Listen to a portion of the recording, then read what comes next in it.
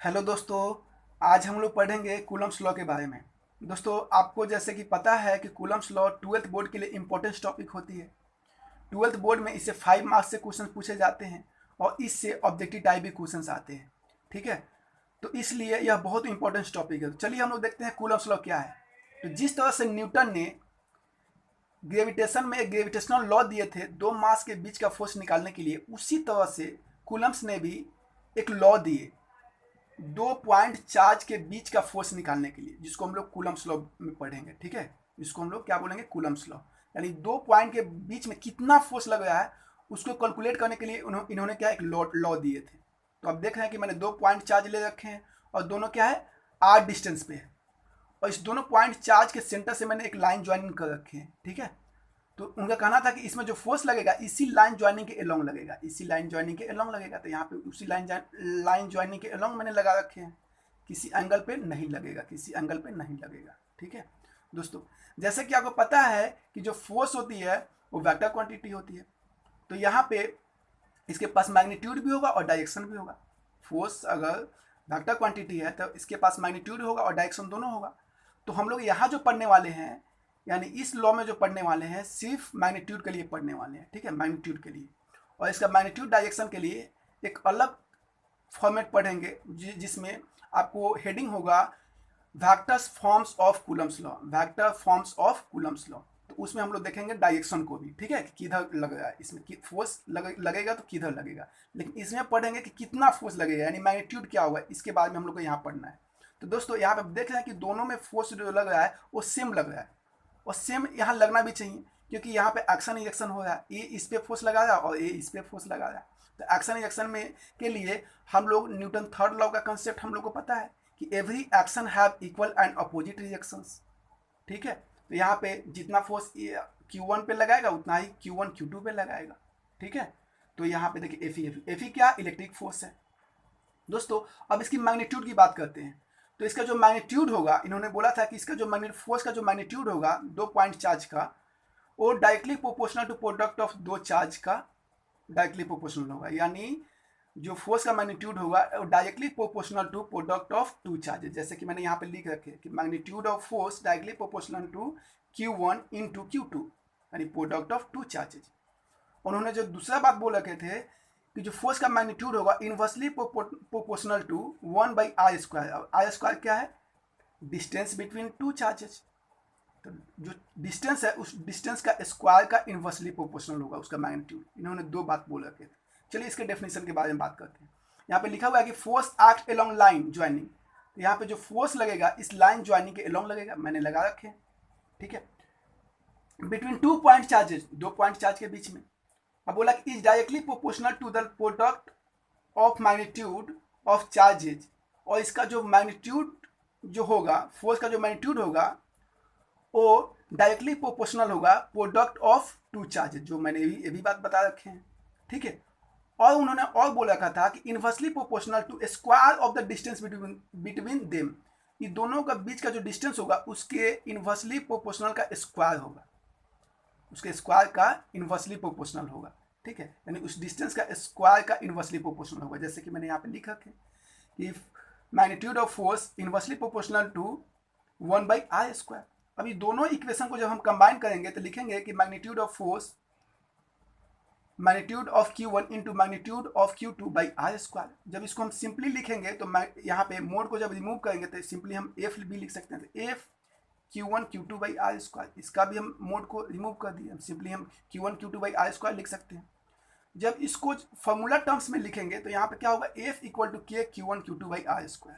ठीक है दोस्तों, जहाँ पे फोर्स क्या है, मैग्नीट्यूड ऑफ फोर्स, फोर्स क्या है, मैग्नीट्यूड ऑफ फोर्स, और Q1 Q2 क्या है, तो Q1 Q2 वह दो चार्ज जिसके बीच में फोर्स लग रहे हैं। तो यहाँ पे वह दो चार्ज मैंने ले रखे, और इसमें जो पुट करेंगे विदाउट साइन के साथ इसका यूज करेंगे। यानी यहाँ पे प्लस माइनस जो चार्ज होती है तो प्लस माइनस के साथ हम लोग, माइनस के साथ यहाँ पे साइन के साथ हम लोग चार्ज को पुट नहीं करेंगे। क्यों, क्योंकि हमको सिर्फ मैग्नीट्यूड चाहिए। और जो आर है वो आर है क्या है, डिस्टेंस बिटवीन टू चार्जेज, यानी डिस्टेंस बिटवीन दो चार्जेज का यहाँ पे क्या है, आर है, यानी डिस्टेंस है। ठीक है, तो यहाँ पे डिस्टेंस का स्क्वायर मैंने ले रखे हैं। और के क्या है, तो के जो है वो आपका पॉजिटिव कांस्टेंट भी बोलते हैं या कूलम्स कांस्टेंट भी बोलते हैं। इसका जो वैल्यू होती है के इक्वल टू 1/4πε0 होती है। कहाँ पे? फॉर फ्री स्पेस के लिए या एयर के लिए, वैक्यूम के लिए आप बोल सकते हैं। एप्सिलॉन नॉट क्या होता है? तो इलेक्ट्रिक परमिटिविटी होता है। क्या होता है? Electric permittivity. तो दोस्तों के का वैल्यू क्या हो गया? 1/4πε0। तो इसका अगर हम सेकेंड फॉर्मेट लिखेंगे तो F equal to 1/4πε0 Q1 Q2/r² हो जाएगा। अब देखते हैं दोस्तों एप्सिलॉन नॉट का वैल्यू क्या होगा स्पेस में या वैक्यूम में, एयर में। तो यहाँ पे देख रहे हैं कि epsilon not permittivity of free space के लिए जो इसका वैल्यू होगा 8.85 इंटू 10⁻⁻12 कूलम nm²। और इस यूनिट को हम ऐसे भी लिख सकते हैं C² n inverse m inverse का स्क्वायर। ठीक है दोस्तों। अब हम लोग बात करते हैं इसके एसआई यूनिट के बारे में कि जो कूलम स्क्वायर बाई nm² जो आया था वो किस तरह से आया था। तो दोस्तों देख रहे हैं आप कि इसी फॉर्मेट को से हम लोग एप्सिलॉन नॉट निकाले, इसी फॉर्मेट से हम लोग एप्सिलॉन नॉट निकाले। एप्सिलॉन नॉट को हम लेफ्ट टू राइट भेजेंगे तो ये आपका ऊपर चला आ जाएगा, और जब फोर्स को जब हम लेफ्ट टू राइट भेजेंगे तो आपको नीचे आ जाएगा। तो देखिए यहाँ पे ये आपका नीचे आ जाएगा, ये ऊपर चला जाएगा। तो यहाँ पे एप्सिलॉन नॉट जो होगा वो Q1 Q2/f इंटू 4πr² होगा। तो हमको पता है कि यहाँ पे Q1 Q2 क्या चार्ज है, तो चार्ज का यूनिट क्या होता है? कूलम। तो कूलम इंटू कूलम हो जाएगा, और फोर्स का n हो जाएगा, न्यूटन होता है। और 4π क्या है? एक कांस्टेंट है, तो इसके पास यूनिट नहीं होगा, ये यूनिट लेस होगा तो होता है। पाई भी क्या होता है? पाई का वैल्यू जो होता है 22/7 होता है, ये भी कांस्टेंट है। इसका अगर डेसिमल फॉर्म होता है 3.14 होता है। और r² क्या है? एक डिस्टेंस है, दो चार्ज के बीच का डिस्टेंस है, तो उसका मीटर स्क्वायर रखेंगे। तो यहाँ पे C² nm² आ जाएगा, और इसको हम लोग सेकेंड फॉर्मेट में लिखेंगे तो C² n इनवर्स और m इनवर्स का स्क्वायर हो जाएगा। ठीक है दोस्तों। अब हम लोग बात करते हैं k का वैल्यू कितना होगा। तो यहाँ पे k का वैल्यू ऑलरेडी हम लोग देख रखे थे कि यहाँ क्या था 1/4πε0। ठीक है, इसका कांस्टेंट वैल्यू कितना होगा तो उसके लिए हम लोग देखते हैं। तो यहाँ पे 1/4π इंटू 8.85 इंटू 10⁻⁻12। जब आप इसको कैलकुलेट करेंगे तो आपको जो वैल्यू आएगा 9 इंटू 10⁻9 nm²/c²। ठीक है। अब यहाँ पे दोस्तों देख रहे हैं कि nm²/c² जो आ रहा है एप्सिलॉन नॉट के यूनिट से उल्टा आ रहा है, यानी अपोजिट आ रहा है। ठीक है, और आना भी चाहिए। जैसे कि आप देख रहे हैं यहाँ पे f है, इसको जब r² को जब भेजेंगे तो ऊपर चला जाएगा, तो f m² हो जाएगा। f का न्यूटन तो न्यूटन nm² हो जाएगा, और Q1 Q2 जब नीचे आ जाएगा तो आपको क्या हो जाएगा? C² हो जाएगा। ठीक है दोस्तों। तो यहाँ पे फ्री स्पेस में उसका जो वैल्यू होता है 9 इंटू 10⁻9 होता है, किसका? k का। अब दोस्तों इसका बात करते हैं डायमेंशन ऑफ एप्सिलॉन नॉट। तो एप्सिलॉन नॉट का जो डायमेंशन होगा वो क्या होगा? 1/4πε0 Q1 Q2 r² को जब हम डायमेंशन फॉर्म में लिखेंगे तो हमको पता है कि Q1 Q2 को हम लोगों को अगर डायमेंशन फॉर्म में लिखना होता है तो I बराबर क्या होगा? Q/T। और हमको Q बराबर लिखना होगा तो क्या होगा? I इंटू T हो जाएगा। और I का एम्पेयर होता है और T का स्मॉल t का कैपिटल T लिखते हैं। तो यहाँ पे दो चार्ज है तो 80 इंटू 80 हो जाएगा। ठीक है, और फोर्स का mLT² इनवर्स होगा। ठीक है, और डिस्टेंस का क्या हो जाएगा? L² हो जाएगा। और 4π का क्योंकि यूनिट लेस है तो ये आपका डायमेंशन लेस भी होगा, 4 डायमेंशन लेस होगा। सिर्फ किसका होगा? फोर्स का और r² का। तो इसका mL² 2 और इसका L²। अब दोस्तों जब इसको मल्टीप्लाई करेंगे तो यहाँ पे क्या हो जाएगा? L और L² L³ हो जाएगा। अब इसको ऊपर भेजते हैं तो m को जब ऊपर भेजेंगे तो m इनवर्स हो जाएगा, और L³ को जब ऊपर भेजेंगे तो L इनवर्स क्यूब हो जाएगा। और यहाँ पे T इंटू T² और जब T² को ऊपर भेजेंगे तो प्लस हो जाएगा, और जब मल्टीप्लाई करेंगे तो T⁴ हो जाएगा, और A इंटू A² हो जाएगा। तो इस तरह से आपका कूलम्स लॉ का जो मैग्नीट्यूड वाले जो फॉर्मेट है वो आपका कंप्लीट हो गया। और आपसे जब पूछेगा, सिंपली पूछेगा कि डिफाइन द कूलम्स लॉ, तो आप इसी फॉर्मेट को लिखेंगे। ठीक है, और जब आपको वेक्टर फॉर्म के लिए पूछेगा तो उसके लिए हम यहाँ पे अलग से हम यहाँ पे आपको बता रहे हैं। जैसे कि आप यहाँ पे देख रहे हैं कि vector forms of Coulomb's law. यहाँ देख रहे हैं कि कंसीडर 2 लाइक चार्ज, यहाँ पे 2 लाइक चार्ज को कंसीडर किए हुए हैं, Q1 एंड Q2 को। ठीक है, in vacuum air separated by distance R. इसको कहाँ पे रखे हैं, वैक्यूम में रखे हैं या एयर में रखे हैं, और इसको आर डिस्टेंस पे रखे हुए हैं। तो इसमें देख रहे हैं कि इसमें जो फोर्स लग रहा है F21 लग रहा है, इसमें जो फोर्स लग रहा है F12 लग रहा है, और दोनों अपोजिट लग रहा है, और लगना भी चाहिए क्योंकि दोनों लाइक चार्ज है। तो दोनों लाइक चार्ज है, यानी दोनों प्लस प्लस है, तो प्लस प्लस में रिपेल होता है, प्लस प्लस में क्या होता है, रिपेल होता है। ठीक है, माइनस माइनस में भी रिपेल होता है। जब प्लस माइनस एक होता है यानी अनलाइक चार्ज होता है तो वहाँ पे अट्रैक्ट होता है। तो यहाँ पे क्या है, या माइनस प्लस प्लस है तो प्लस प्लस क्या होगा, रिपेल करेगा, यानी लाइक चार्ज है, लाइक चार्ज में रिपेल करता है। तो अब देखते हैं दोस्तों कि यहाँ पे F21 और F12 क्या है। ठीक है, तो दोस्तों यहाँ पे देखते हैं F21 force on Q2 due to Q1, यानी फोर्स Q2 पे लग रहा है Q1 के द्वारा। ठीक है, और दोस्तों यहाँ पे F12 का मतलब क्या हुआ, फोर्स F12 का मतलब क्या हुआ, तो force on Q1 due to Q2, यानी Q1 पे फोर्स लग रहा है Q2 के द्वारा। ठीक है, अब दोस्तों यहाँ पे देखते हैं कि यहाँ पे यूनिट वेक्टर 1 2 यानी डिस्प्लेसमेंट ऑफ यूनिट वेक्टर 1 2 क्या है, तो unit vector Poynting from Q1 से Q2, यानी Q1 से Q2 की तरफ पॉइंट करेगा। इसका जो डायरेक्शन होगा Q1 से Q2 की तरफ, तो यहाँ पे इसका यूनिट वेक्टर हो जाएगा।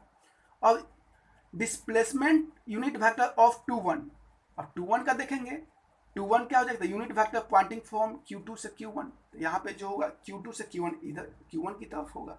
ठीक है, और यहाँ पे जो हम ये जो आपका आर है वो आर आपका डिस्प्लेसमेंट हो जाएगा। ठीक है, अब इसका देखते हैं मैथमेटिकल या इक्वेशंस। ठीक है, इसका हम देखते हैं मैथमेटिकल इक्वेशंस। तो यहाँ पे इसका यह फॉर्मूला टर्म्स में हम देखते हैं, तो फॉर्मूला बराबर जो होगा F21 equal to K Q1 Q2 by R square, और यूनिट वेक्टर अगर यहाँ पे अगर 2 1 के लिए लेंगे यानी इस फोर्स के लिए लिए हैं, तो इस फोर्स के लिए भी यूनिट हमको लेना पड़ेगा, जो इसका यूनिट होगा 2 1 लेना पड़ेगा, या फोर्स भी 2 1 है तो यूनिट भी 2 1 लेना पड़ेगा। तो यहाँ पे मैंने 2 1 लिए। F21 equal to 1/4 pi epsilon naught Q1 Q2 by R square, और यूनिट वेक्टर ऑफ 2 1 का हम लोग जब लिखते हैं तो वेक्टर बाई वेक्टर का मैग्नीट्यूड से डिवाइड करते हैं। जब हमको यूनिट वेक्टर लिखना होता है तो वेक्टर में वेक्टर के मैग्नीट्यूड से जब डिवाइड करते हैं तो हमको क्या होता है, यूनिट वेक्टर मिलता है। जैसे कि मैंने यहाँ पे हिंट्स दे रखे हैं, यहाँ पे देख रहे हैं कि एक वेक्टर को हम लोग इस तरीके से लिख सकते हैं, magnitude of vector into direction, यानी यूनिट वेक्टर। तो अगर हमको यूनिट वेक्टर चाहिए तो इसको आप इधर भेजिए, तो क्या हो जाएगा, वेक्टर बाई वेक्टर का magnitude, vector of displacement by magnitude of displacement से अगर डिवाइड करेंगे तो आपको क्या हो जाएगा, यूनिट वेक्टर आ जाएगा। ठीक है, तो दोस्तों यहाँ पे आप इसका वैल्यू मैंने यहाँ से पुट कर दिए। अब यहाँ से जो आएगा F21 equal to 1/4 pi epsilon naught Q1 Q2 by R21 का स्क्वायर, और R21 यहाँ पे R स्क्वायर का R21 क्यों कर दिए, क्योंकि आप R को आप R21 भी लिख सकते हैं जब आपको मोड फॉर्म में लिखना होता है, तो या R12 भी लिख सकते हैं। तो हमको अभी क्या चाहिए, R21 चाहिए, क्योंकि फोर्स 2 1 है तो R21 चाहिए, तो R21 का स्क्वायर किए, तो R21 का स्क्वायर और इनटू यहाँ पे यूनिट वेक्टर मैंने लिख रखे हैं। और जब इसको फाइनली जब हम इसको कैलकुलेट करेंगे तो मेरा क्या आ जाएगा, F21 equal to 1/4 pi epsilon naught Q1 Q2 by R21 का होल क्यू, R21 का होल क्यू। यहाँ पे क्योंकि यहाँ पे क्या है, स्क्वायर है और यहाँ पे 1 है, तो हमको पता है कि एक्सपोनेंट में पढ़े थे कि अगर बेस सेम हो तो पावर क्या होता है, जुड़ जाता है। तो यहाँ पे पावर 1 है, कुछ नहीं होगा तो क्या होगा, 1 होगा, तो 1 इसमें ऐड कर देंगे, तो यहाँ पे क्या हो जाएगा, क्यूब हो जाएगा, और इसका डायरेक्शन है आपको 2 से R21 होगा। ठीक है, सिमिलरली अगर हम 1 2 के लिए निकालेंगे, F12 के लिए यानी F12 के लिए निकालेंगे तो क्या हो जाएगा, 1/4 pi epsilon naught Q1 Q2 by mode R12 का होल क्यूब। ठीक है, यहाँ पे R12 का डायरेक्शन हो गया। ठीक है दोस्तों, तो इस तरह से आपका vectors forms of Coulomb's law आ सकते हैं, और जब भी आपको define the vectors forms of Coulomb's law आएगा तो आप इसी को लिखेंगे। ठीक है दोस्तों, अब हम लोग बात कर लेते हैं कि लिमिटेशंस ऑफ कूलम्स लॉ। तो यहाँ पे जैसे लिखा हुआ है कि limitations of Coulomb's law it holds for point charge के लिए, पॉइंट चार्ज ओनली, इसी पॉइंट चार्ज के लिए ही इस लॉ को यूज कर सकते हैं। तो पॉइंट चार्ज आपके अपने हाथ में, किसी भी चार्ज को पॉइंट चार्ज बनाया जा सकता है। जब उसको हम बहुत कोई नज़दीक में है और वो डिस्ट्रीब्यूटेड चार्ज है तो उसको आप बहुत दूर ले जाके रख दो तो आपको पॉइंट की तरह बिहेव करने लगेगा, पॉइंट की तरह दिखेगा। तो किसी भी चार्ज को हम पॉइंट बना सकते हैं। मान लो कि कोई स्फीयर है जो 500 मीटर पे है, तो वो बड़ा दिख रहा है, उसी को हम 1 या 2 किलोमीटर डिस्टेंस पे ले जाके रख देंगे तो आपको पॉइंट की तरह नज़र आने लगेगा। ठीक है, तो वहाँ पे हम लोग कूलम्स लॉ का यूज कर सकेंगे। अब दोस्तों नेक्स्ट क्या बोले, it hold for stationary charge only, और इस लॉ का जब यूज करेंगे तो ओनली वहीं पे कर सकते हैं जब चार्ज क्या हो, रेस्ट में हो, जब चार्ज क्या हो, रेस्ट में हो, तो वहीं पे हम इस लॉ को यूज कर सकते हैं। ठीक है दोस्तों, तो इस तरह से कूलम्स लॉ का दोनों फॉर्मेट कंप्लीट हो गया।